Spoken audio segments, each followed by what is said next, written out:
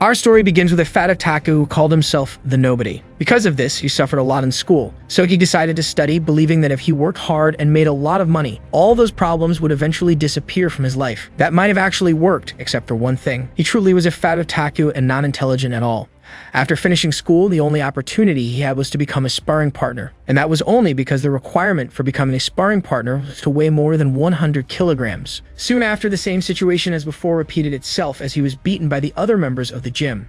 Alone, he cried, unable to understand why everyone insisted on bullying him. Shortly afterward, the supervisor Magrangsing approached and asked Xiaowu to take care of the monthly report. Awkwardly, he tried to argue that his job was only to be a sparring partner. But in response, the supervisor flexed his muscles and stared at him in an intimidating way. Thus, the young man immediately agreed to handle the report and deliver it as quickly as possible. Once the task was accepted, Magrangsing called the employee again, but Xiaowu only turned his face away. At that moment, the other team members emerged from the shadows, also asking for help with their schedules. Faced with all the new requests, the young man's expression changed completely. Still, he smiled and agreed to take care of everything for the team. By midnight, the scene shifted. Sitting in front of the computer, he regretted not refusing, since he would not even receive a raise. Suddenly, a sharp pain struck his chest. At that moment, he remembered the doctor's warning about the risk of dying if he did not lose weight. Desperate, he reached out to the side, trying to call an ambulance. Soon, the message appeared on his phone informing him that the service had been suspended for lack of payment. With nothing left to do, the young man simply accepted that he was going to die right there. Before passing away, he decided that he needed to change and could no longer continue living that way. After that, he moved the mouse cursor to delete the folder named Study Materials. Once the action was completed, he laid his head on the desk, finally at peace with himself. His last wish was not to be a fat, repulsive otaku in the next life. However, his finger slipped and accidentally clicked on Send to All.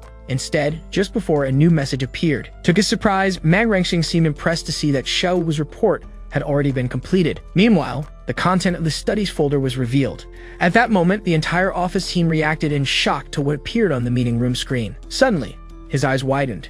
Right after he was reborn as a baby and questioned whether that was truly a new beginning. 20,000 years passed on the Kyushu continent. Then, a young girl held his arm while calling him by name. With that, Tushang Xiaoyu reminded him of their promise to explore the world together beyond the mountain. She then commented that she had trained there for 20,000 years without even realizing time had passed. Finally, the young man claimed he was just an ordinary person who would only cause trouble if he went down the mountain. Xiaoyu, however, could not understand how an ordinary person could lift a mountain. At that moment, he confirmed to himself that he had truly reincarnated. His new life was as the young master of demonic sect. For this reason, he hid away to train since the sect was in decline and could not protect him. The girl only smiled, thinking about how this company saved her from boredom. The lessons of his past life motivated him to train rigorously for 2 millennia. After so much time, however, he finally realized something while walking by her side. Suddenly, a giant serpent appeared in front of them, making him understand that he had been transported into a fantasy world. Even so, he still saw himself as a genuine Wu Lingen, but without spiritual roots. As soon as the creature lunged forward, he thought that, aside from his physical strength, he had nothing else. In an instant, he prepared a punch with a clenched fist. The blow struck the serpent's body directly, releasing a massive shockwave. Immediately afterward, the force tore through the creature and opened a clearing in the forest. Small debris rained down from the sky as he observed the result.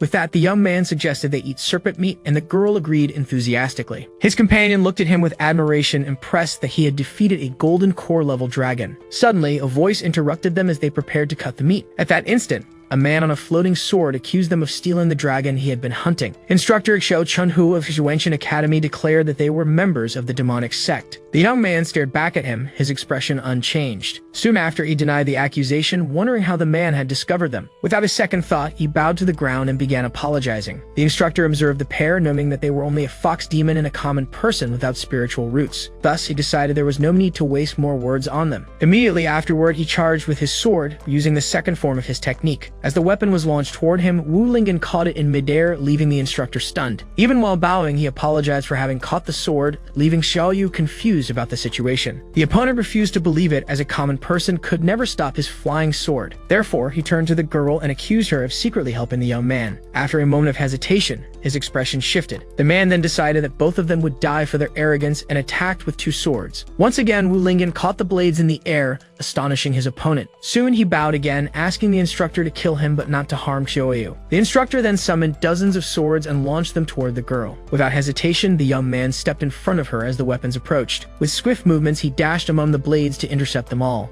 In the end, he was holding every single sword and apologized for catching them on instinct. The opponent froze, not knowing how to react to the situation. Quickly, his demeanor changed and he apologized, calling the young man senior and claiming it had been a misunderstanding. Then he requested his swords back so he could leave immediately. At that moment, an attack grazed past his head. A burst of fire was launched toward the forest, causing a massive explosion in the distance. Wu Lingen then agreed to return the weapons, unable to refuse the request. With that, the instructor looked at his own body, noticing the damage he had taken. The young man simply turned and said they needed to return home to cook for his father and the others. As they began to walk away, Xiaoyu turned to the man to speak about what happened. With a dark aura, she threatened him, telling him not to dare mention the matter to anyone. Terrified, the instructor agreed multiple times to her order. Soon after, the young man called her to leave and she ran to catch up with him. Alone, the man watched the two disappear in the distance, carrying the giant serpent. As soon as they were out of sight, he collapsed to his knees, wondering who those people were. His expression darkened as he thought their happiness would not last long. Immediately afterward, he burst into laughter,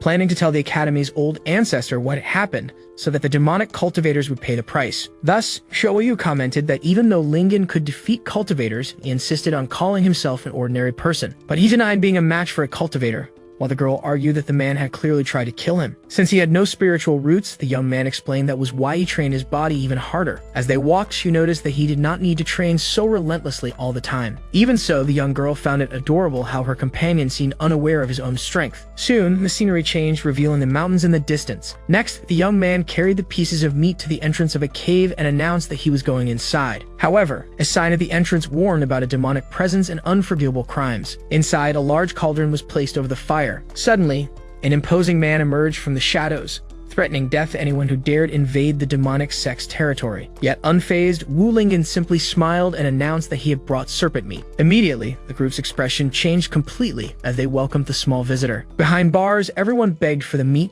saying it smelled wonderful and that they were starving. Then the young man explained that despite appearances, these were uncles who cared for him. Even so, the leader of the group only turned his face away, dissatisfied. At that moment, Wu Di, a sect leader, asked if the boy still considered him a father, since he had not seen him for 3 hours. But the son justified himself, saying that hunting and preparing the food had delayed him, though his father retorted that he knew what was happening outside. Then the elder accused the girl, trying to convince him to descend the mountain again, but the young man denied it. The leader's response was a furious shout, absolutely rejecting the request. The outburst left both the son and Xiaoyu shocked. Even sealed for 20 millennia, Wudi claimed he still remembered the cunning of the righteous sex. With that, he asked if the boy wanted his own father to bury him, which made the young man apologize. However, he hesitated for a moment before continuing. Soon after, the patriarch exploded, saying he had heard the same excuses for 20,000 years. The son's attitude left the man completely speechless.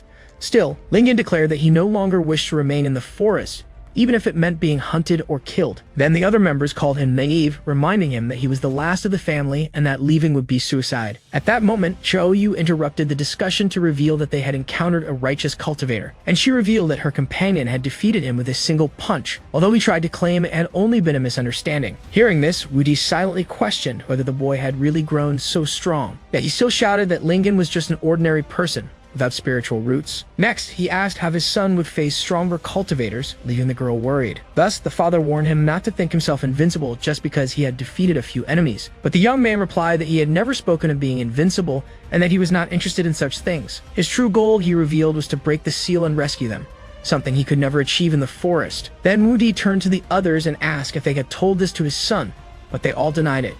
At that moment, the boy remembered how his father, even while sealed, had always cared to protect him. Now that he was grown, he declared it was his turn to protect the elder. At this point, Xiaoyu interrupted to remind them of something they had forgotten. She explained that since her companion had no demonic aura, his identity would not be discovered, and the others agreed. Even so, Wudi refused to accept the risk because any advancement would release his aura and kill him. Then the son turned to leave, asking not to be blamed for a decision he had already made. As soon as he turned his back, he heard his father shout for him to stop. Right after, an object was thrown toward him. He caught it in the air while Xiaoyu also glanced at the item. Not understanding, the young man asked what the object in his hands was. The elder explained that it was the qualification for the Exuentian Academy exam, suggesting it as a first destination. Immediately, the group grew excited at the news, since the academy was famous for training golden core level cultivators. Then Xiaoyu questioned the decision, but Wude argued that the most dangerous place was also the safest. With that, the young man understood that there he would find countless cultivation paths and might discover one for himself. Next, he began packing his belongings into a large bundle. Soon he appeared ready to depart with an immense load, announcing his departure for Xuanchen Academy. Curious, the girl asked how his father had obtained the item, but he refused to answer. Then Wuti admitted that he could no longer protect his son. Therefore, sending him to the academy was the best way to keep him alive.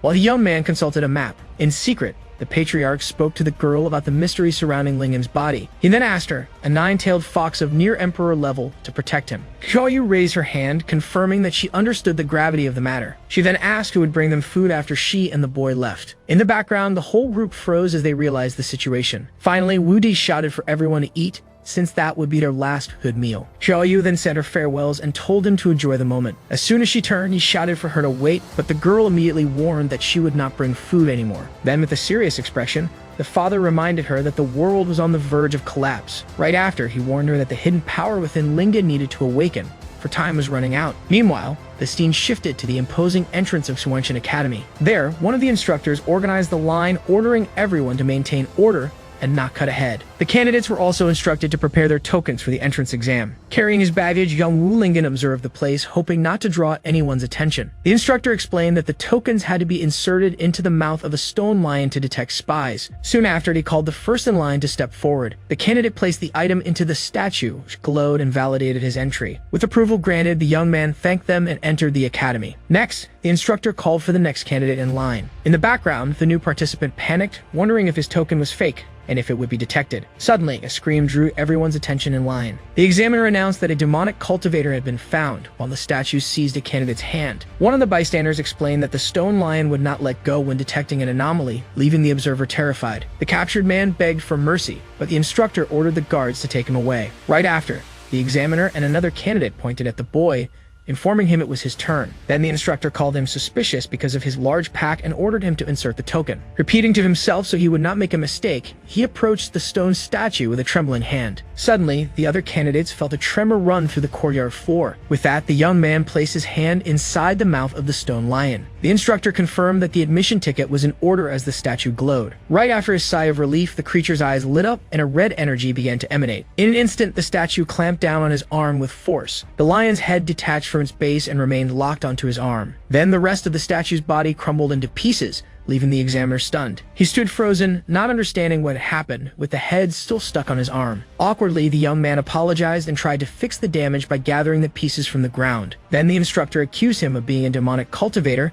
and ordered his immediate arrest. While being restrained by the guards, he tried to argue that the ticket was valid. At that moment, the examiner explained that the lion automatically attacked whenever it sensed demonic energy. Only then did the young man realize that he had been contaminated by demonic aura from living among the others. Suddenly, Shoei's voice echoed across the courtyard, ordering everyone to stop. As she appeared, the fox questioned the careless actions of the cultivators, while everyone else wondered who she was. The instructor then asked why a member of a monster clan was interfering in academy affairs. With that, the young girl grabbed Lingen's arm and introduced herself as his guardian. The revelation surprised the other candidates, who whispered that the boy must have an important background. Next, Shoeiyu suggested that the examiner verify the origin of the admission ticket. Looking down at the object on the ground, the man recognized it as belonging to the legendary #1 sect in the world. She then explained that the sect had been destroyed 20,000 years ago, and that Lingen was its only successor. One of the candidates questioned how the most powerful sect in the world could have been destroyed. Immediately after, he himself added that the name of the sect was literally just that. With that, Shoeiyu argued that it was understandable the ticket would be contaminated with demonic energy. The instructor reflected that the situation was delicate and had to be handled carefully. Even so, he warned the two not to do anything suspicious and to behave themselves. Then, Shoeiyu told the young man not to be so tense as they walked. So that no one would suspect, she advised him to act as usual, and he repeated her suggestion. Thus, the scene opened up to reveal the architecture of Suwenshin Academy. Soon, a crowd of new students gathered in front of a tower that welcomed them. From above, the academy instructor, Mei Yanli, silently observed them all. Next, Master Huang Luhong approached to ask about that year's new students. The examiner commented that there were quite a few promising candidates in the courtyard. Among them were Baidi from Yujin Peak and the young Master Ti Shankao from the Huon sect. Wasting no time, the young man invited the girl to practice dual cultivation with him. But with a serious expression, she simply told him to disappear from her sight. Around them, others whispered that the girl was a super genius, the daughter of the master of Yujin Peak. Even so, Bai Di concluded that his father was right and none of the newcomers they were worth his attention. From above, Instructor Mei commented on the quality of the students but hesitated for a moment. He sensed that something strange had mixed in with the group while Wu Lingen tried to act normally. Master Huang laughed, thinking he was just someone eager to show off his newly acquired strength. The examiner Mai, however, doubted that with such flashy behavior he would pass the first test. Right after, one of the assistants rushed out in a hurry. From atop the tower, the instructor floated into the air and drew everyone's attention, leaving them impressed. He then introduced himself as May Yanli, the one in charge of the evaluation, and announced the start of the test. He explained that only those who passed all the stages would become disciples of the academy. As he observed, young Lingen felt that the face of that instructor looked familiar. With that, the man questioned him directly, asking why he was staring at him like that. Not knowing what to say, the boy hesitated for a moment. Soon after, he pointed at a loose, shiny thread dangling from the instructor's robe. At the remark, the examiner remained silent in the air for an instant. Suddenly, he quickly descended toward the group of students. With a frightening face, he congratulated the newcomer and said he looked forward to his results. Instructor May, now frozen in place, tried to start speaking. Then he scolded another person for not having stopped at the designated spot. Beidou watched the scene, not understanding why the examiner could not fly and how the newcomer dared to point it out. Master Huang commented that the boy was in trouble for having offended that man. In an instant, the instructor freed himself from the thread that had trapped him. Then he explained that it had only been to lighten the mood and announced the start of the first phase of the test. Wu Lingen was left wondering if the examiner was insane and whether it was really necessary to tear his clothes for the test. Two other students noticed the man's strong muscles and intimidating aura. Soon, one of them identified him as the legendary bearer of the sacred punching bag body. This ability prevented active cultivation and the use of spells. Instead, the body absorbed attacks and captured spiritual energy, becoming stronger with each strike. With it, the user became immune to all attacks from opponents of the same level. Thus, the sight left Lingen shocked, wondering if only masochists could become cultivators. Then the instructor announced that each candidate had to hit him with a punch so he could evaluate their potential. Smiling, the man thought that by controlling the test, he could ensure the boy's failure. He then pointed at Wu Lingen and ordered him to start first. But the young man only warned him to get ready, since he was quite strong. The examiner laughed, saying that not even a nascent soul-level cultivator could harm him. However, just as he continued to boast of his resilience, he was interrupted. A punch struck his face squarely before he could finish the sentence. The shockwave blasted through the instructor and destroyed part of the academy behind him. All the other candidates stood frozen, completely paralyzed by the scene. Meanwhile, Master Huang looked out the window, sweating and unable to believe what he was seeing. He then turned his eyes toward the massive crater the punch had created, carving a path through the mountains. With a pale face, he realized that everything was over for him. Amid the rubble, the instructor was sitting on the ground while smoke rose from his body. With his eyes rolled back and foam in his mouth, the man looked completely unconscious. Not understanding the gravity of the situation, the young man turned to the others and asked if that meant he had passed. In response, the other candidates only stepped back in silence. From the rooftops above, a fox leaped nimbly. Studying Xiaoyu observed the scene, noticing how Lingen had already drawn everyone's attention. In the crowd, one of the students questioned how the examiner had been affected, since theory said otherwise. With that, Baidi turned to the newcomer and asked how he managed to accomplish such a feat. Meanwhile, Master Huang approached the instructor lying on the ground. He quickly assessed that the force of the punch was nearly at the level of a late nascent soul. Suddenly, the man's eyes snapped open. In an instant, he stood up from the ground.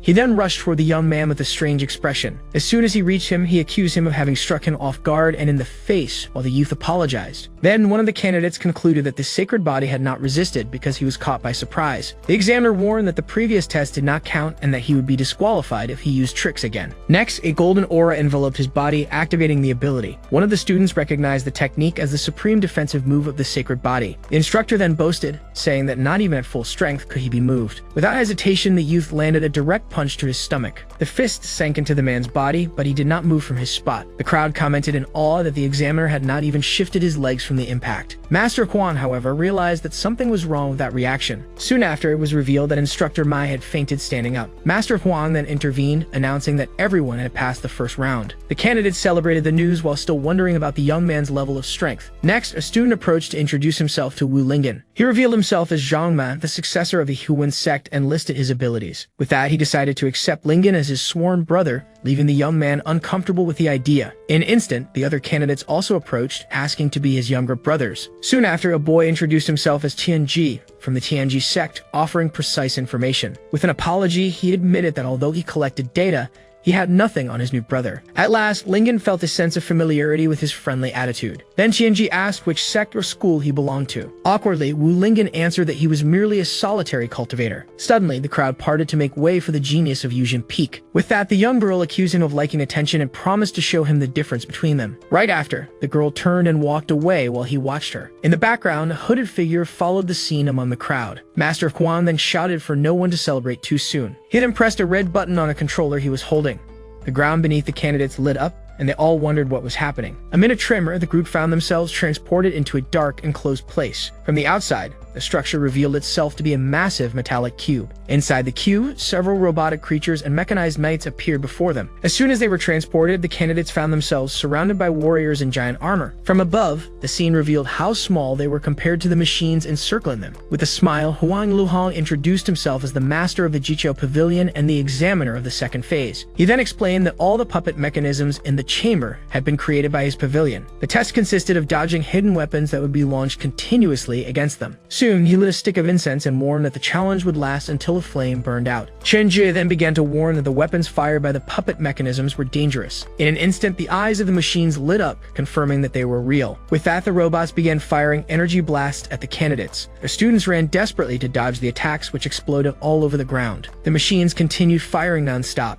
Many were struck by the explosions and gave up on the test almost immediately. From afar, Huang Luhong observed that the boy from the Huan sect was doing well. Zhang Me activated his technique and stood still while the beams of light curved around him. With a smile, he boasted that no one could strike him from behind with that ability. Right after, however, a beam of light struck him squarely in the chest. The examiner only covered his face, pretending he had not jinxed him. He then noticed that the girl from the Yujin sect was also proving to be surprisingly strong. Suddenly, the cultivator's expression changed as she realized something.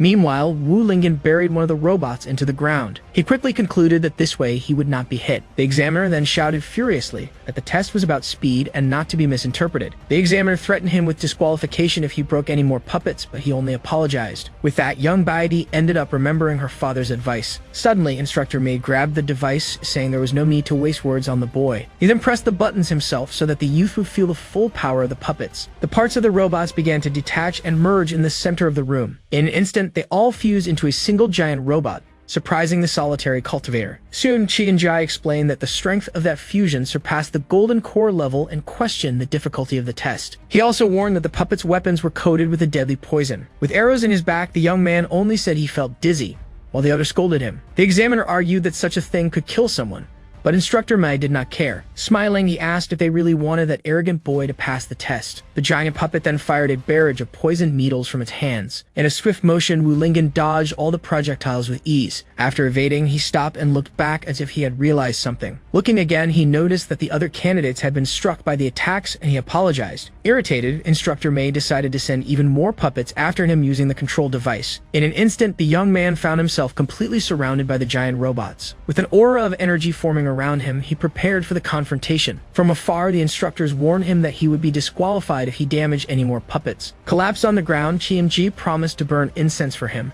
while the others noticed the danger had lessened. The girl from the Yujin sect only observed, thinking that this was the result of liking to show off. Even surrounded, the young man remained still, staring at the robots. With that, he decided that was the only way to resolve the situation. He then bent his knees and gathered strength in his legs. With a powerful leap, he shot toward the giant puppet and struck it with a crushing blow. The instructors stared in shock, unable to believe he had managed to fly while the puppet was destroyed. The other students wondered what his level was, since flying with swords required the Golden Core stage. Fallen on the ground, Qianjia explained that he was not using spiritual aura to fly. In fact, he was only using the strength of his own legs to jump. The other candidates watched in disbelief at the power of his body, while Tianji suggested he take a break. Instructor Mei, however, knew he could not stay in the air for long and prepared to attack. Immediately, several spears were aimed at the exact spot where he would land. Unable to destroy the puppets and risking losing points, the young man needed to think of a solution. Seeing the Yujin sect cultivator dodging the attacks, he seemed to have found the answer he was looking for. With that, he landed precisely on the tips of the spears on the ground. In an instant, the young man stopped right in front of the girl.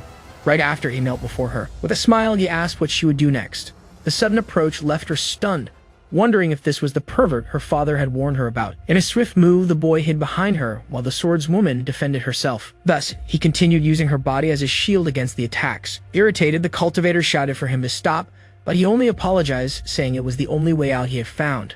Without hesitation, the young girl tried to strike him with her blade. With that, she decided she would knock him down first before anything else. Attacked by projectiles and by his partner at the same time, the young man cried out for help when he realized he was in trouble. Collapsed on the floor, Qianji gave a thumbs up, impressed with Lingen's skill in dodging blows. From afar, Instructor Mei laughed while controlling the attacks, wondering how the two would escape. With that, the cultivator looked at the instructors and noticed that the incense stick was almost burned out. In an instant, An idea came to his mind as he observed the examiner. He then stopped running and turned to face Baidi as the arrows flew toward him. Right after, he filled his lungs with a deep breath. The instructors watched the scene, unsure if he was preparing to die. As he exhaled, a massive gust of wind created a vortex that pushed everyone back. The force of the blast dragged the other candidates across the arena floor. Even so, Instructor Mai held the controller tightly, believing it was nothing more than a bluff. The wind was so strong it even lifted their hair. The examiner warned him not to think he would pass the test, but the young man asked to pause for a moment. With that, he pointed out that the test's incense stick had already burned out completely. Examiner Huang realized that the breath had accelerated the burning and wondered what was wrong with the boy's body. Qianjie then shouted that Chief Lingen actually had a deeper purpose behind his action. With that, the gust tore the clothes of several candidates, while he explained that the chief was trying to gain benefits for everyone. The swordswoman's face turned completely red at the situation. Right after, the disciple of the Yujin sect ran off, warning that it would not end there, while the young man wondered what he had done wrong.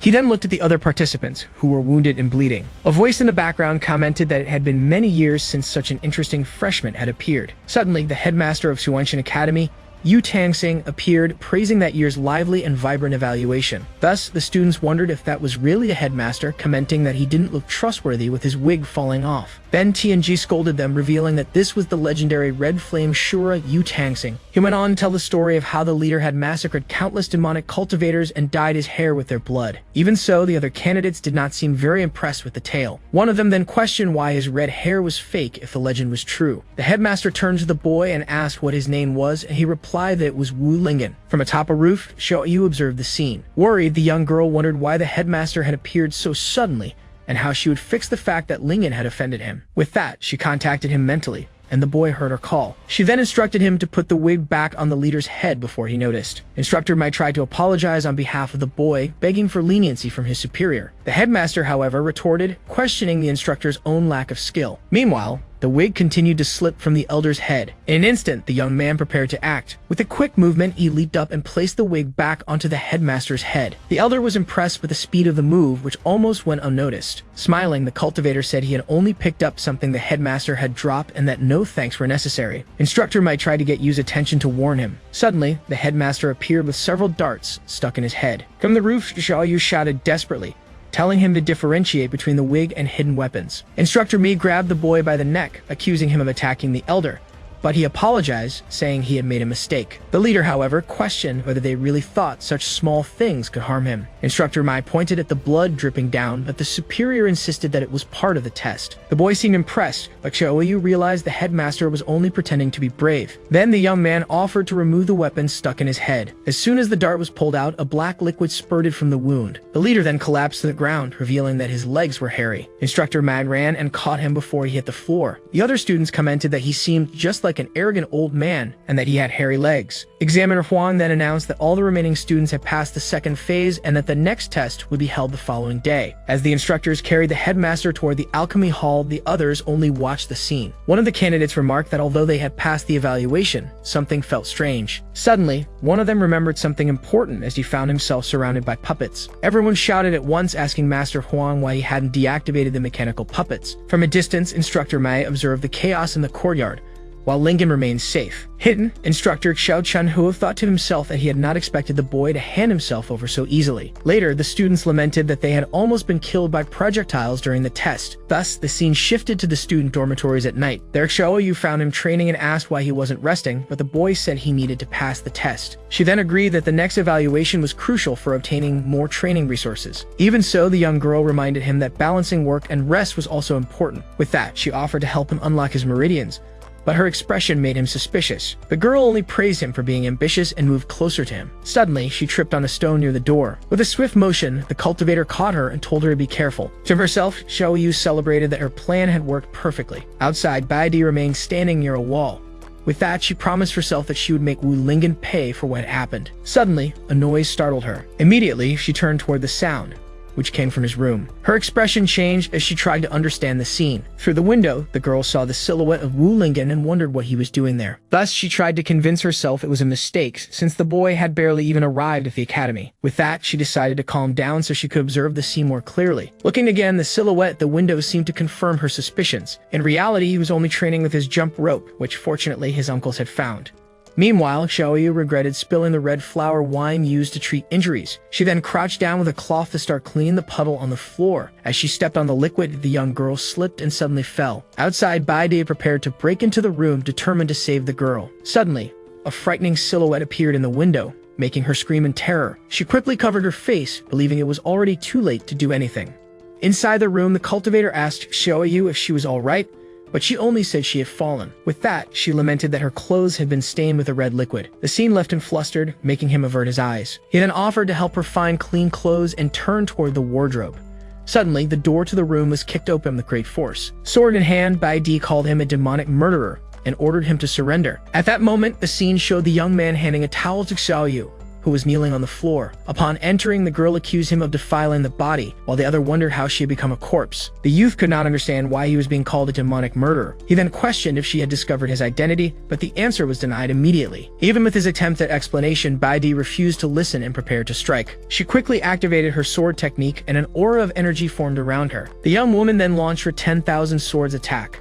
With no other option, he decided he would need to offend her in order to defend himself. With that, he moved at a high speed, dodging the blades of energy. The swiftness of his movement left him surprised for an instant. Baidi then warned him not to think that was all she had. She then prepared her piercing celestial sword strike. A massive beam of energy was fired in his direction. To defend himself, he countered the attack with a direct punch. His opponent could not believe he had shattered her cutty sword using only his body. Suddenly, she felt a presence appear right behind her. In an instant, she was struck at the back of the neck with a palm strike meant to erase her memory. With that, she collapsed to the ground completely unconscious as her sword rolled aside. Sitting on the floor, the cultivator apologized, explaining that this was the only option to avoid revealing his identity. Thus, the technique consisted of infusing power into the palm and directing it to the opponent's brain. As a result, the strike left her completely stunned on the ground. Soon after, he said they needed to take her back quickly before anyone found them there. He then carried the girl on his shoulders out of the room. Under the moonlight, he ran across the rooftops of the academy with her. As he advanced, he searched for the right place where he should have left her. Suddenly, the swordswoman began to wake up, wondering what was wrong with her. Without hesitation, he struck her again with the same technique to erase her memory. With a sigh, he thought that he had nearly been exposed. Even so, something continued to trouble him. As he carried her through the academy streets, he wondered where that woman actually lived. Because of that, the situation left him completely lost, not knowing what to do next. Hidden, Shirinjai observed the scene, trying to understand what kind of relationship existed between Shiflingen and Baidi. Although he pushed open the door of one of the rooms, he soon opened it fully. After that, the young man laid her down on the bed. Since the room looked unoccupied, he assumed she was staying there. But suddenly, the young woman began to wake up, questioning what was happening. However, without hesitation, he struck her again with a memory-erasing technique. As she fainted, the stranger apologized for not being able to reveal his identity. Thus, he began to worry whether repeated use of the technique might have scrambled her memories. Even though he felt guilty, he knew it was better than having his family exterminated. Looking around, he was surprised by the mess in the young woman's room. Soon after, he noticed the footprints he had left on the floor. Therefore, determined not to leave any trace, he grabbed a mop to clean the place. In addition, while cleaning, he decided he might as well tidy up the mess in her room. But then the scene shifted to a gazebo in the middle of a forest at night. At that moment, a hooded figure ordered whoever was hiding there to stop. As soon as young Xiao Chunho emerged, the stranger praised him for being so well hidden. Right after, the figure boasted that nothing could escape his eyes. With that, the young man explained that he needed his help to deal with a new student. The hooded man, however, questioned why he should help him. In return, the instructor promised his full support in the choice of the next family head. Soon after, the figure stood and asked for the target's identity, and a request was answered, Wulingen. Hearing the name, the man recalled the arrogant boy from the exam. Then the instructor proposed to rig the lottery so that he could kill the youth accidentally. The hooded one, however, agreed to the plan but reminded him not to forget his promise. As the figure turned to leave, young Master Xiao called him back. Shortly after, he asked for help with another matter. For in the water, a giant aquatic serpent had coiled around his leg, holding him fast. Desperate, he begged to be saved first, which left his ally incredulous at the situation. With no other choice, the man decided to intervene. With a swift movement, he drew his weapon and slashed the creature with an energy strike. Soon after, he ran and leaped, finishing the attack with a powerful slash. Thus, with the beast defeated, the hooded figure announced that it was over. But suddenly, Xiao Chunhu fell from the sky, screaming among the trees. In an instant, the man caught him in his arms before he hit the ground. At last, the instructor praised the strength of the Xiao family's genius, but the young man only asked him to get off. With that, the figure dropped him headfirst into the water and walked away. Soon after, the spirit of Master Dan appeared, and the hooded one warned that Wulingen was not so simple. Then the master agreed, admitting that the power the boy had shown would be difficult even for him at his peak. Even so, the man boasted, claiming that no one in that world could defeat him. He then revealed himself to be a time traveler named Xiao Huohuo. For, in his original life, he was just an ordinary student on Blue Star. After a traffic accident, he ended up transmigrating into the cultivation world. Soon after, he became an apparently insignificant young master of the Xiao family. One day, while tending cattle, he stumbled and fell into manure. At that instant, he found the ring that housed Master Dan, beginning his journey of power. With this protagonist's story, he felt confident that every opponent was nothing but a stepping stone on his path. Moreover, Huo declared that even without resentment, Wu Lingen's destiny was to be defeated by him. Meanwhile, elsewhere, the young man suddenly sneezed, not understanding why. After finishing his cleaning, he decided the room was tiddy enough and that it was time to leave. With that, he opened the wooden door. After saying his farewell, he left while Baidi continued sleeping. Standing before his own room, the traveler noticed something strange. As soon as he entered, he realized someone had been in his room. Soon after, he found Baidi lying unconscious in his bed. For a moment, he only stood there, watching the sleeping girl. But in an instant, he panicked upon realizing that a cultivator had broken into his room. As he approached the bed, Shou Humovu watched Baidi turn over in her sleep. Soon, the young woman's fame as the goddess of the new generation came to his mind, and he admired her even while she was asleep. Then the young man scolded himself, reminding himself that this was not the time for distractions. With a new posture, he turned toward one of the pieces of furniture in the room. Thus, he began to analyze the situation, pondering why a girl would be tidying his room and lying in his bed. Therefore, a single conclusion emerged in his mind. She must certainly like him.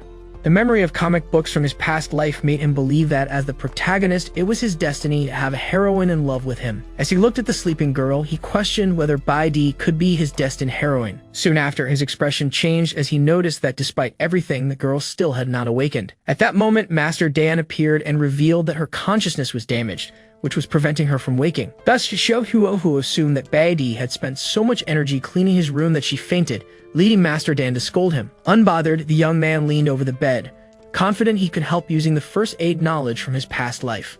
He then positioned himself in front of the bed and prepared to begin the procedure. At that instant, the girl lying there let out a faint murmur. Slowly, her eyes opened and she questioned what was happening to her body. At that very moment, the young master leaned over her with his lips ready for a kiss. Suddenly, a loud crash made Wu Lingen turn back, startled by the noise coming from the room. Immediately after, Baidi kicked open the door as she left, warning him never to appear in front of her again. Sitting on the floor, Shou Huohu wondered why he had been attacked if she had feelings for him, leading Master Dan to suggest he might be overthinking things. Thus, the young man concluded that the women of this world were naturally reserved and that a kiss had been far too direct. Master Dan then asked how he could be so sure that Baidi liked him and had not simply entered the wrong room by mistake. With a bruised face, the protagonist answered that the reason was simple. He was a natural-born protagonist.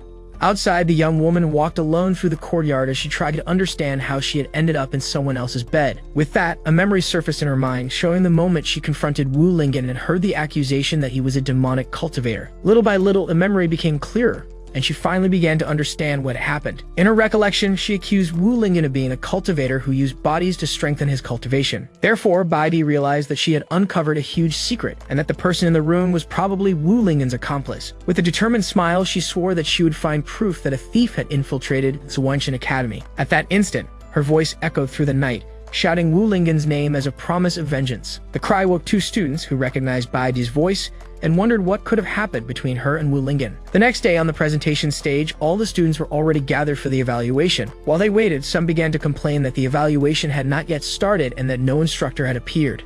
Far away, Wu Lingen continued his intense training, determined to push himself even harder. As soon as Tu Xiangxiuyu tried to calm him about the test, he replied that he could not afford to relax. Amid the crowd, Baidi watched the scene and criticized Wu Lingen for still showing off. Other students noticed her reaction, remembering that Baidi had shouted Wu Lingen's name the night before and questioned what had happened. With a smile, Qianji approached and hinted that none of them knew the true story behind the event. Shortly after, he began to explain that the relationship between the two is deeper, preparing to tell what he had seen the previous night. Before he could continue, however, a blade was pressed against his neck, cutting off the gossip. Immediately after, Shou Huohu appeared from behind and threatened him not to slander Baidi, making the boy agree at once. With the warning given, he walked away, leaving Qianji collapsed on the ground. The crowd commented on the sudden reaction, assuming he was just a great admirer of Baidi. Ignoring the comments, Shou Huohu reinforced himself that she was his destined heroine, while Master Dan only watched his confidence. Suddenly, an authoritative shout demanding silence echoed throughout the presentation area. With Mai Rengxing's arrival, all the students, including Wu Lingen, turned toward the stage.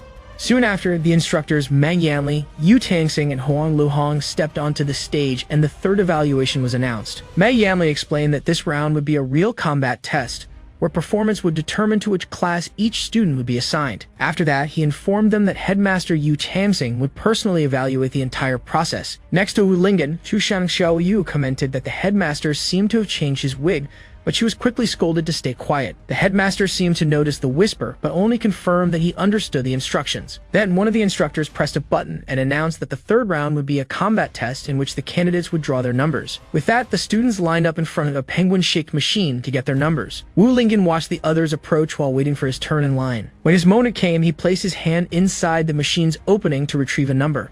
Seeing the perfect chance, Mei Yanli took the opportunity to launch a piece of metal with paper toward the boy. Not understanding what had just happened, he looked down at his hand. In his palm, the paper with the number 38 was torn and stuck to a sharp piece of metal. From a distance, Mei Yanli observed the scene with a satisfied smile. Shortly after, he turned to Xiao Huoho and confirmed that he had managed to make the target pick the manipulated number. The instructor boasted of his skill, but was interrupted by a bloody cough, and the hooded youth advised him to stop talking. Then Xiao Huoho showed his own number 36 and questioned whether the plan had failed, since he was not in the same group as the boy. With an air of superiority, the hooded one replied that he had not understood the true strategy. Maggie Yanli explained that Wu Lingen seemed to have some cultivation techniques, so he preferred to put someone else to test his abilities first. At that moment, the young man noticed a great shadow approaching and turned to face his opponent. A giant man with the number 37 appeared before him and advised him to give up, calling him weak. In the crowd, Qianji and other students were surprised by Lingen's first opponent, commenting that he did not seem to be someone easy to face. Soon, Qianji revealed that the adversary was Wang Tishu, a notorious assassin known for never leaving witnesses.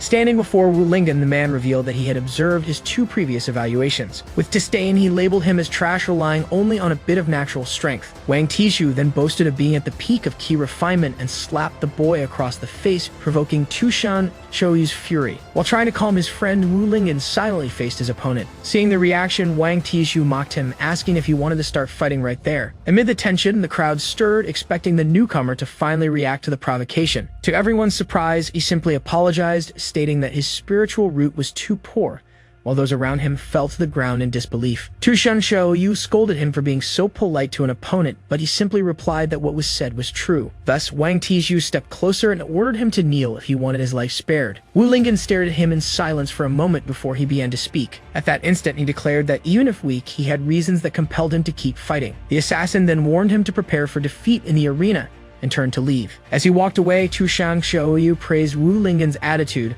though he looked back at her confused. Far away, Wang Tishu pressed Mei Yanli for the deal to enter the superior class if he killed the boy. Smiling, the assassin walked away, promising to make the newcomer understand his true power. Mei Yanli only commented that he hoped Wu Lingen would not be eliminated in the very first round. Soon after, Mei Rengsing announced the end of the lottery and summoned the freshmen of the first match to the arena. The first to be announced was number 1, Bai Di, to the delight of the audience. Next, number 2, Zhang Me, entered the arena and immediately proposed dual cultivation, irritating the crowd. As everyone threw objects at him, Zhang Me dodged confidently, warning that attacks from behind did not work on him. Moments later, he was struck squarely on the head, completely shattering his composure. The food was deflected but ended up hitting instructor Mei Rengsing, leaving him covered in it while Zhang Me apologized. From a distance, Xiao Huovo and Mei Yanli simply watched the chaos unfold in the arena. With a serious look, the hooded youth declared he would remember Zhang Me's name for coveting the woman who was his. Mei Yanli questioned how he had gotten close to her so quickly, to which the mysterious young man replied that it was the effect of his protagonist's aura. To end the commotion, Headmaster Yu Tangsing coughed and ordered the match to begin immediately. Thus, the instructor released Zhang Me, still covered in the remains of food from the crowd. Standing on the opposite side of the arena, Bai Di only commented that this was exactly what she wanted. Therefore, Zhang Me declared that he would show his true abilities to finally win her over. Then, he prepared to execute one of his most powerful techniques. Using the shadow clone, he created multiple copies of himself that spread throughout the arena. Qianji explained that the technique created clones with swift movements, but Wu Lingen did not seem impressed. Surrounding his opponent, the clones taunted her, saying she would never defeat him without finding the real body. Bai Di only observed in silence for a moment, and suddenly all the clones vanished, leaving only Zhang Me's legs in the middle of the arena.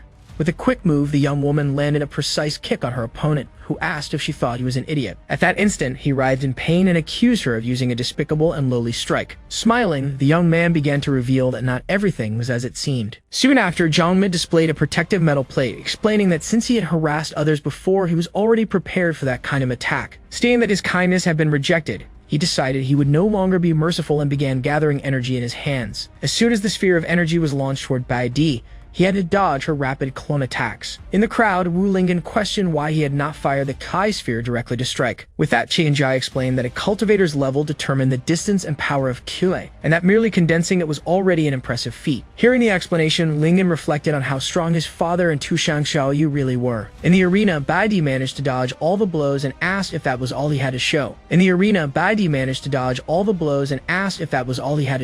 With a wave of his hand, Zhang Mi declared that this farce should end. Warning her not to underestimate him, he prepared to redirect the attack against her. Quickly, he leaped back to gain some distance.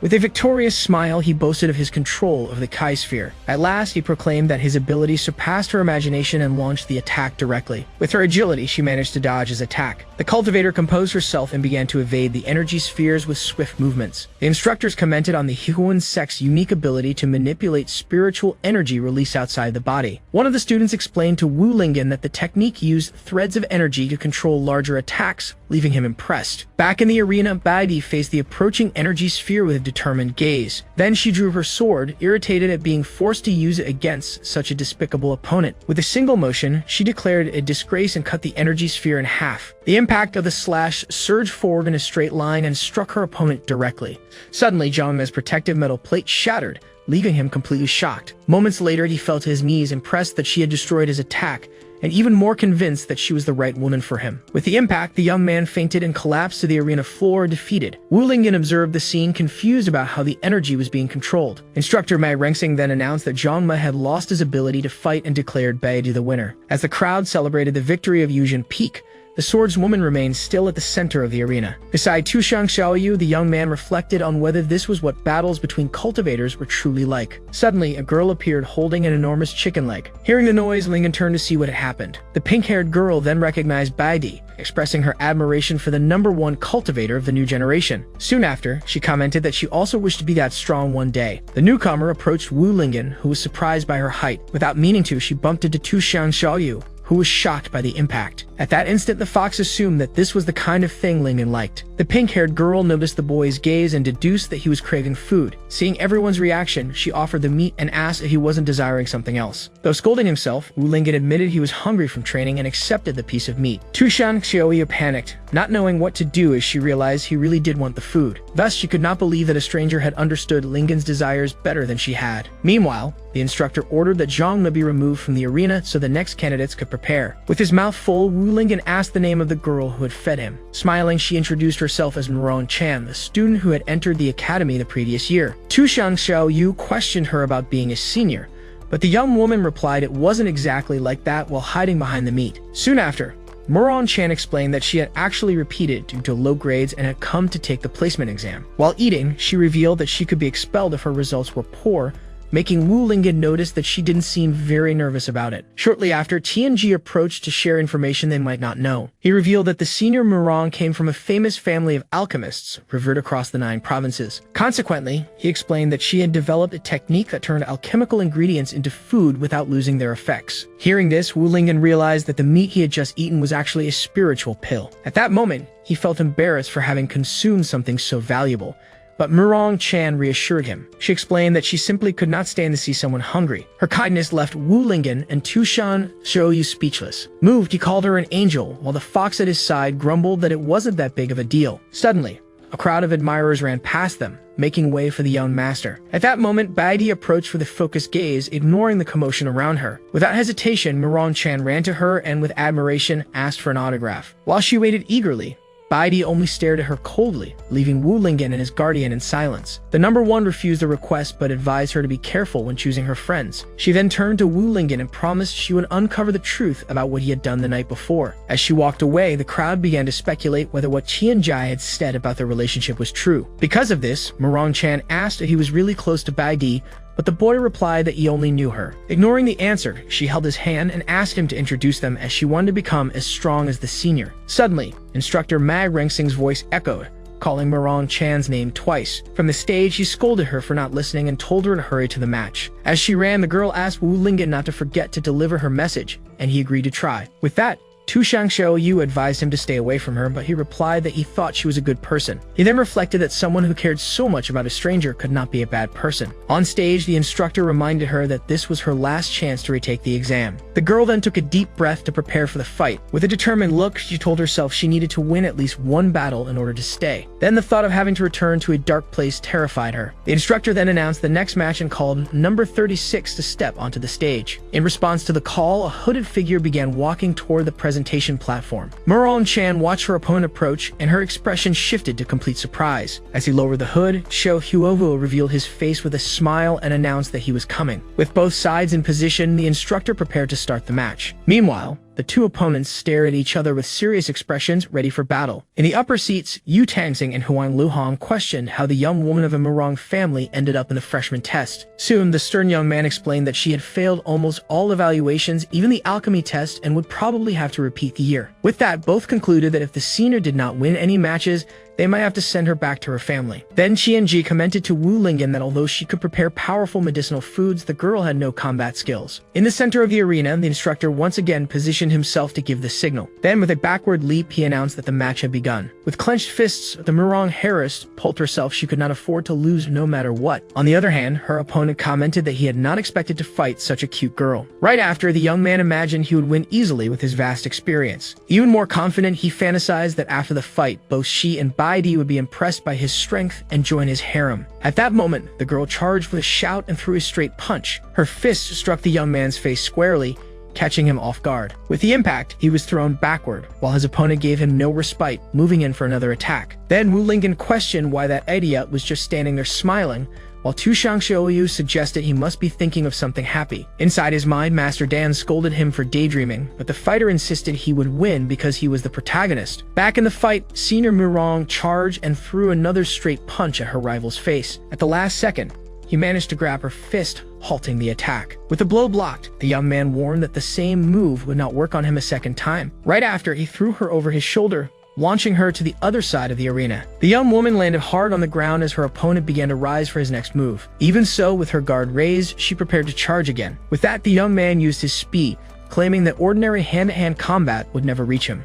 In the audience, Wu Lingyan shouted words of encouragement to the senior, to Tu Xiangxiu's dismay. Panting, the young woman seemed to be running out of energy to continue the fight. Even so, refusing to lose, she pulled out two enormous meat legs, determined not to give up. To her rival's surprise, the girl began devouring the food right there in the middle of the arena. Then Qianjai explained that the fighter was using spiritual food to increase her combat power, making Wu Lingyan realize it wasn't hunger. Soon after, he revealed that the food was actually real pills, and that eating so much at once could have serious consequences. Suddenly, the accumulated energy exploded in a bright light that blinded the young man for an instant. Immediately after, the Murong heiress appeared with her clothes torn, but surrounded by an aura of power. In the audience, Wu Lingyan and Tu Xiangxiu wondered if what they saw was an explosion of her body or just of her clothes. With a nosebleed, the young man let out a mocking laugh. He then declared that even with a last-minute effort, the senior would not be able to defeat him, only be scolded to wipe his nose first. Ignoring the remark, the girl replied that she had to try even if it seemed impossible. With a shout, she charged at her opponent, breaking the arena floor as she advanced. The attack surged toward the fighter, who prepared for the impact. While Master Dan warned him that her strength had surpassed the key refinement stage,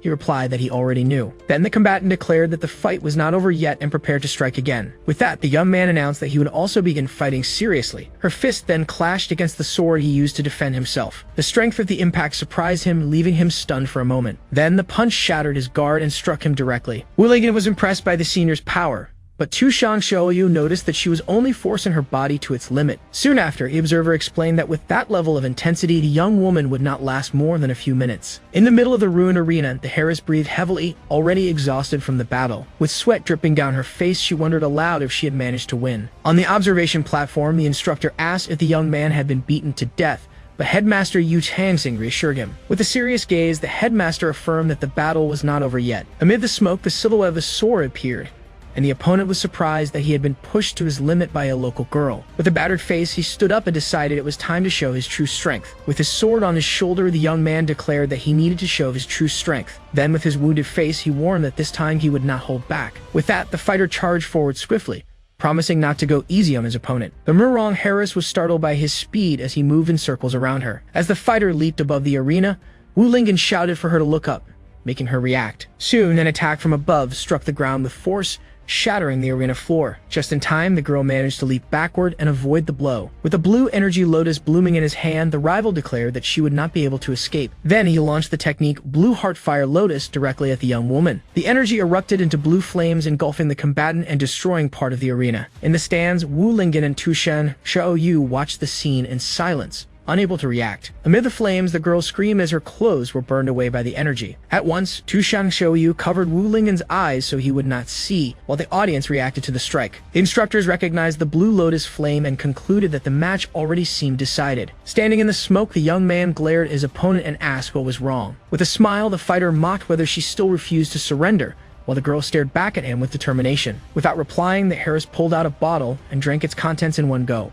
At once, a fiery aura exploded around her as the bottle shattered on the ground. The unexpected reaction left the young man completely shocked. Then the combatant charged forward with a shout, releasing a wave of energy that sent debris flying. The young woman unleashed a flurry of rapid punches against his sword, forcing him to struggle to block them.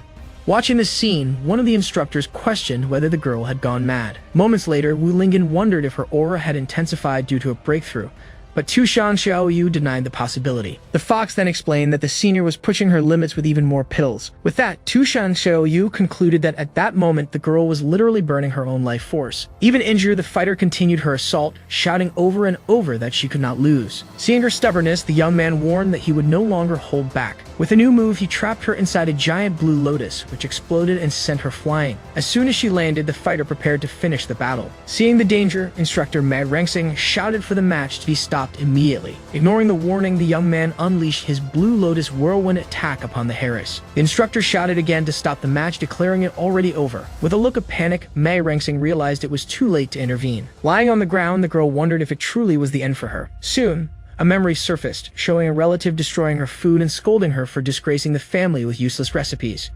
In her recollection, the young woman asked why the Murong family could not free themselves from the shackles of alchemy, since her food had the same effect as pills. The only answer she received was a slap, as she was told that cooking was a disgrace to the family name. With that, her relatives decided to send her to Xuanxian Academy, planning to arrange a marriage for her if she failed. Then one of the family members expelled her, calling her useless and a disgrace to the clan. The memory ended with the girl collapsed on the ground, crying as she clenched her fists. With a determined gaze, she swore to prove that the food she made was just as good as any pill. Back in the present, as energy enveloped her, the fighter wondered if anything could truly change. At the last second, the energy attack was halted before striking her. Suddenly, Wu Lingen appeared in front of the girl, blocking the final blow. With a serious expression, he stared at the rival and declared that he could not allow her to be harmed, because Senior Murong was a good person. When asked if he was trying to stop him, the young man vowed that he would if the intent was to hurt her. With a smile, the fighter called him brave for daring to challenge him. Suddenly, instructor Mei Rengsing leaped between the two and ordered everyone to leave the arena, declaring the match over. Then the examiner pointed to the wounded youth and declared him the winner of the battle. With a spin of his weapon, the young man prepared to leave the arena. Before leaving, he warned that the other must win his next match, or else he would not have the chance to face him personally. Not understanding the threat, Wu Lingen replied that he would do his best to pass the first round. With that, Tushan Xiaoyu scolded him for being so calm in the face of a clear threat, but he did not understand what happened. At that moment, the heiress began coughing, still weakened from the fight. As Wu Lingen supported her and asked if she was alright, the young woman thanked him for saving her. With a sad expression, she lamented that she had not been able to win a single round even after giving her all. Then the girl began crying in frustration. Suddenly, she vomited, and Wu Lingen, alarmed, asked Tushan Xiaoyu to quickly fetch some healing pills. As he held her in his arms, he tried to comfort her, but the fighter insisted that she was fine. Soon after, she explained that she had simply eaten too much, making Tushan Xiaoyu complain about the disgusting sight. With kindness, Wu Lingen offered to help Senior Murong down to rest, and she thanked him. Before they could leave, instructor Mei Rengsing interrupted and questioned where the boy thought he was going. Right after, he informed him that it was now his turn to fight in the arena. With that, the examiner revealed that his opponent was Wang Tishu, who glared at him with a scornful smile. Wu Lingen then asked Tushan Xiaoyu to escort the heiress off stage, and the young woman wished him good luck. As she supported her, the fox grumbled at her thoughts about having to care for that foolish woman. Immediately, Mei Rengsing ordered both sides to prepare for combat. In the arena, Wu Lingen faced his opponent, who waited on the other side. With mockery, Wang Tishu declared that it seemed he had given up his last chance to survive. In response, the boy only stared back in silence, showing no reaction. With a leap, the instructor stepped back and officially announced the start of the match. Striking the ground with his weapon, the rival declared that if that was the case, he would have to kill him. In the audience, everyone worried about the fighter's power, but Tushan Xiaoyu reassured them, stating they did not know Lingen's strength. With complete confidence, she declared that no attack would be able to bring him down. In the arena, Wang Tishu only observed his enemy, readying himself for the final strike. Not understanding his opponent's posture, Wu Lingen wondered what kind of move it was. Suddenly, Wang Tishu shouted and released a dark aura that tore his clothes from top to bottom. Then a bright light exploded in front of Wu Lingen, who observed the scene silently. His opponent appeared wearing pink undergarments and performed his iron pillar dance. The visual impact made the young man bleed instantly from the nose. In the stands, several spectators also collapsed backward, bleeding as well. Disgusted, Tianjai explained that the move caused such nausea that people could not remain standing. Instructor Huan Luhong commented that using such a visually aggressive strike was a disgrace to the academy. With that, Headmaster Yu Changxing corrected him, affirming that the visual effect was only a distraction. He then asked if he had not noticed that something was wrong with everyone in the stands. Kneeling and clutching his stomach, Wu Lingen felt nauseous and could barely stay upright. Seizing the chance, Wang Tishu leaped with his weapon and shouted for him to die. The pillar struck the ground with force, raising a cloud of dust and debris. Even weakened, Wu Lingen managed to leap away and dodge the strike.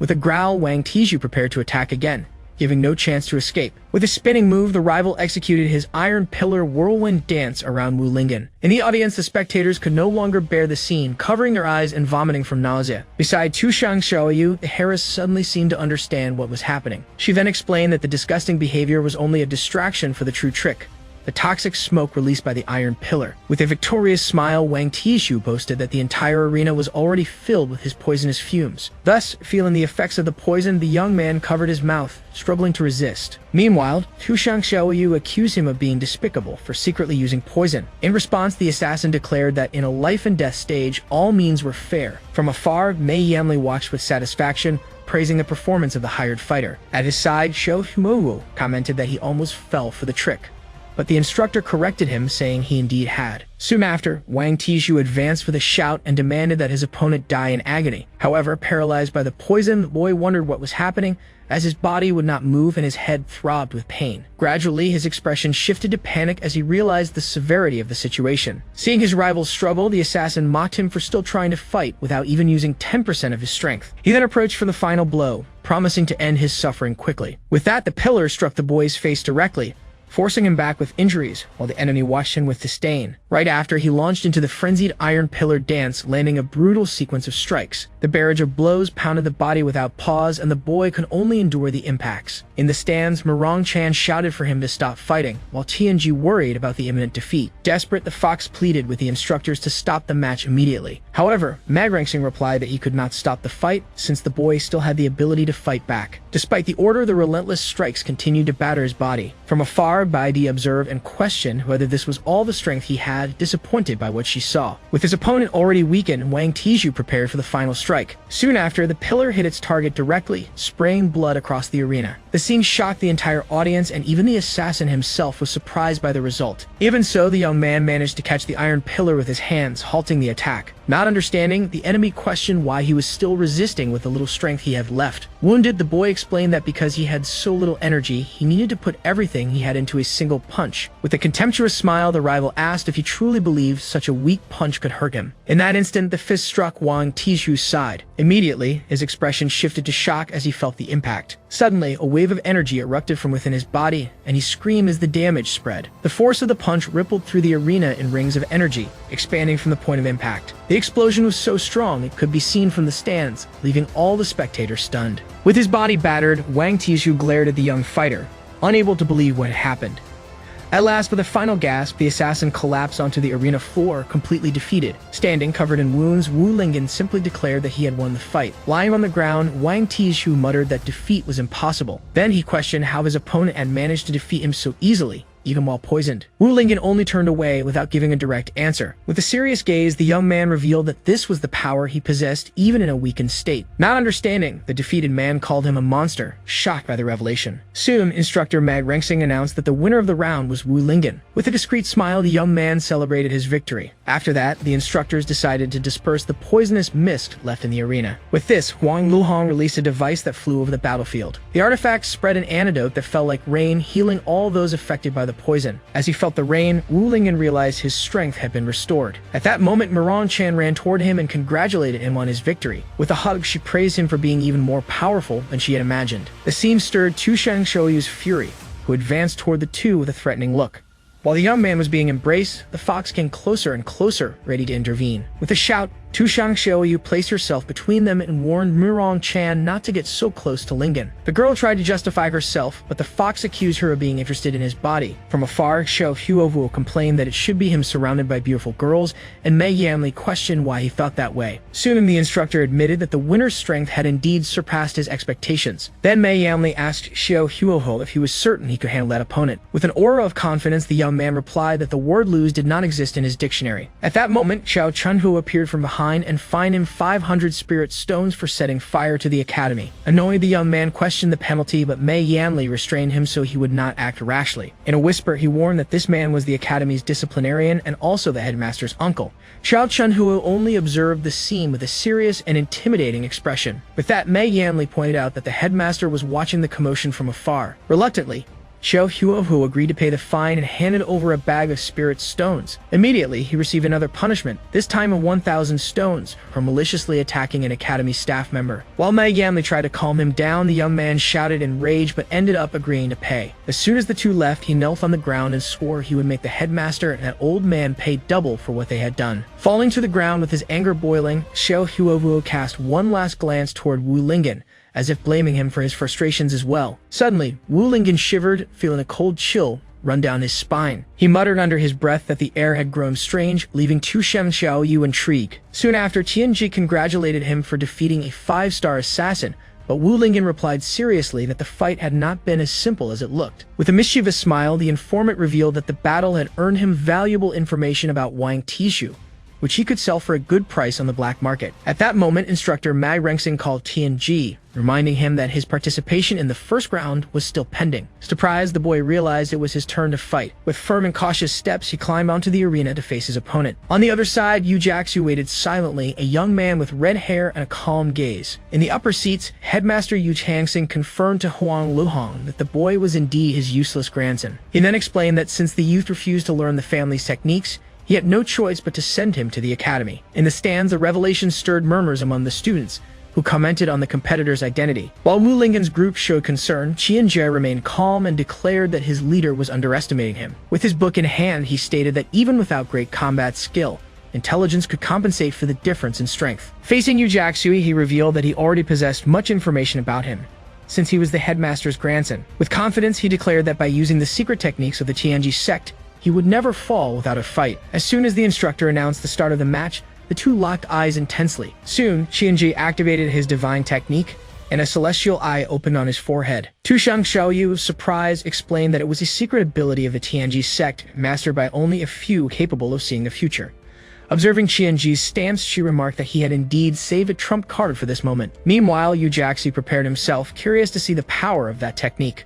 Focused, Qianji began the Tianji deduction. The technique revealed that there was an 85% chance that Yu Jiaxu would open the fight with an earth-based attack. Immediately after, Yu Jiaxu used the Earth and Rock Surge, forcing Qianji to quickly leap aside to dodge. From afar, Yu Jiaxu watched as the boy balanced himself atop one of the rocks. With a confident smile, Tianji declared that he had already calculated that attack and thus would not be hit. Impressed with his precision, Wu Lingen commented on the boy's movements, and Tu Xiaoyu confirmed it was the effect of the technique. She explained that the celestial eye allowed Tianji to access the divine thoughts of the Tianji ancestor as if he were possessed. At that instant, a powerful aura appeared behind him, revealing the imposing image of an ancestral spirit. As the young warrior prepared for her attack, a red aura began to surround her hands. With that, Tianji's technique revealed that the chance of an earth-based attack combined with martial arts was 90%. Immediately after, the girl charged forward at high speed, using the Shining Trail technique to close in on her opponent. Without panicking, the boy simply raised his hand to the exact position indicated by his premonition. The moment the enemy's fist approached, he managed to block the strike with precision. Even with the block, the force of the impact landed squarely on his face. With the blow, the young visionary was thrown backward and fell unconscious onto the arena floor. While his opponent looked on, the boy remained on the ground, completely defeated. From the stands, Wu Lingen and Tu Xiaoyu shouted the student's name, shocked by the result. Even injured, the boy was already back on his feet, scribbling in his notebook about the need to calculate the difference in strength next time. Right after finishing his notes, he fainted again, leaving Wu Lingen even more worried. At that moment, instructor Mai Rengsing congratulated the young master on his victory,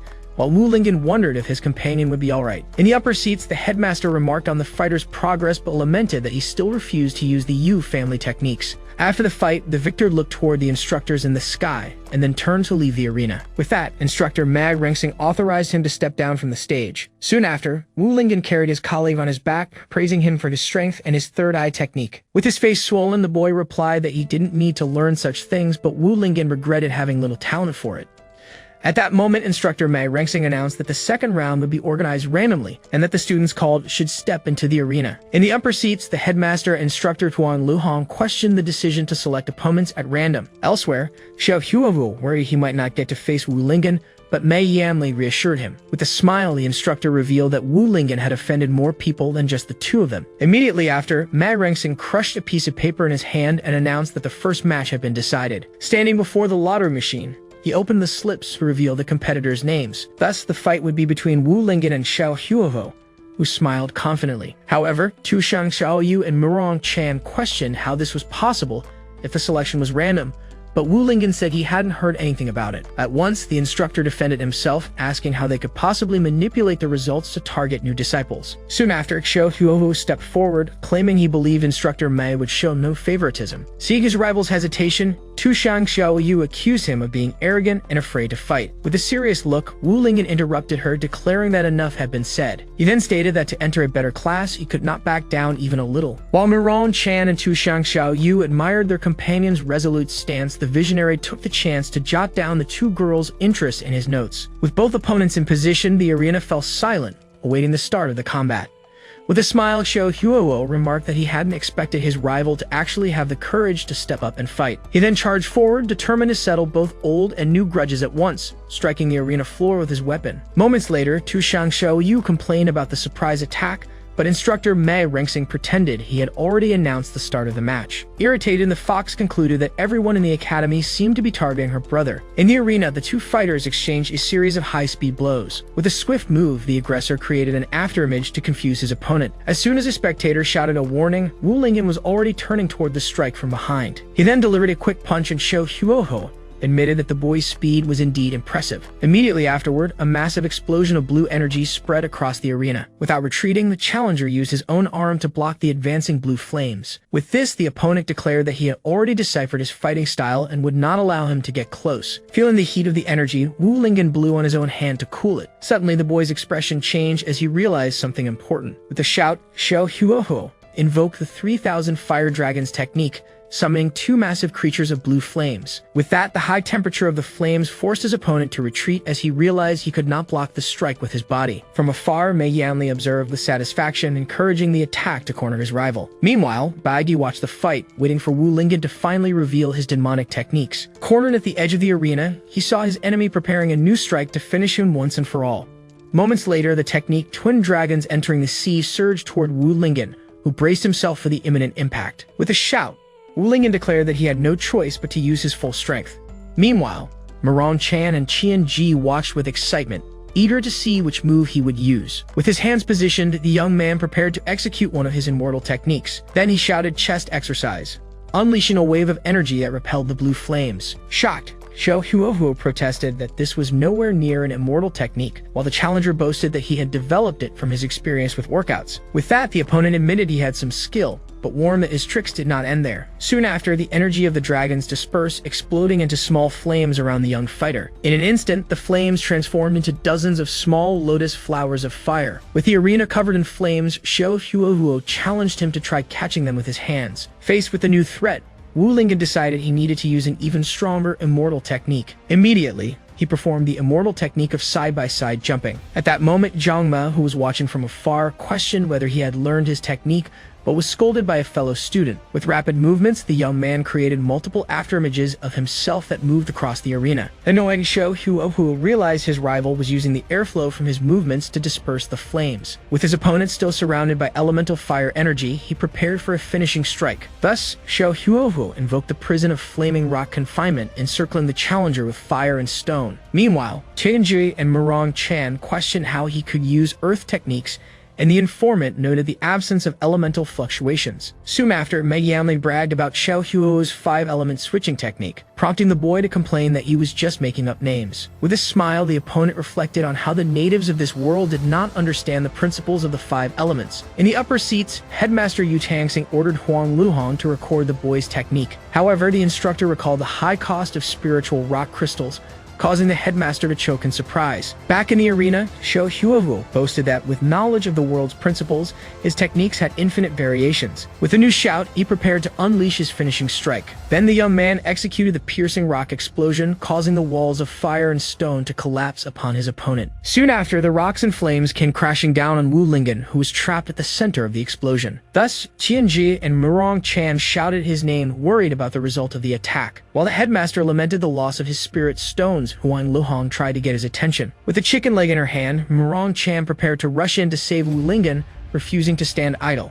However, Tushang Xiaoyu stopped her, insisting she should not make her brother's problems worse. With total confidence, the fox reassured her, guaranteeing that such a small technique was no problem for him. With an air of superiority, Xiao Huohu declared that a native of this world could never compare to him, the son of destiny. Suddenly, the ground of the arena began to tremble and crack beneath his feet, leaving him stunned by what was happening. In the stands, everyone wondered what was going on, questioning whether it was an earthquake. With a confident smile, Tushang Xiaoyu simply declared that her brother Lingen was truly invincible. Then the ground split upward, revealing an intense yellow energy. Soon Wu Lingen emerged from the rubble, performing the immortal technique of super speed bench press. The sight left Xiao Huogu completely shocked, wondering how such a thing was possible. With that, Tushang Xiaoyu explained that those stone slabs were nothing compared to her brother's usual training. Amid the debris, the challenger remarked that the weight was still too light for him. Irritated, Xiao Huohuo refused to believe that someone from this world could humiliate him. He then declared that, as the chosen one, there was no way he could lose to a mere nobody. With that, the young man used the metal borrowing the Earth's momentum technique to strengthen his weapon. Soon after, he prepared to unleash the thunder strike against his opponent. In the upper seats, the headmaster lamented that rage had clouded his grandson's judgment, making him forget his opponent's greatest ability. Back in the arena, Wu Lingen prepared to use another of his immortal techniques. As the attack descended, the boy performed the body rotation exercise. With a spinning kick, he struck his opponent's weapon directly, shattering it into pieces. The impact of the blow was reflected in Xiao Huo's eyes as he watched his weapon destroyed. With his rival disarmed, Wu Lingen turned and declared that he had lost. In the stands, Tushang Xiaoyu and Murong Chan cheered his strength and victory. From afar, Meng Yanli grew irritated, questioning how his fighter could lose to a boy without cultivation. With victory secured, the challenger began to walk away, leaving his enemy behind. Fallen on the ground, Xiao Huo screamed, refusing to accept defeat and ordering him to stay where he was. He then rose to his feet and begged Master Dan to lend him strength, determined not to lose that way. Hey everyone, did you enjoy the story? I really liked it. If you want to follow the next part, make sure to subscribe to the channel and leave a like. See you in the next story, guys.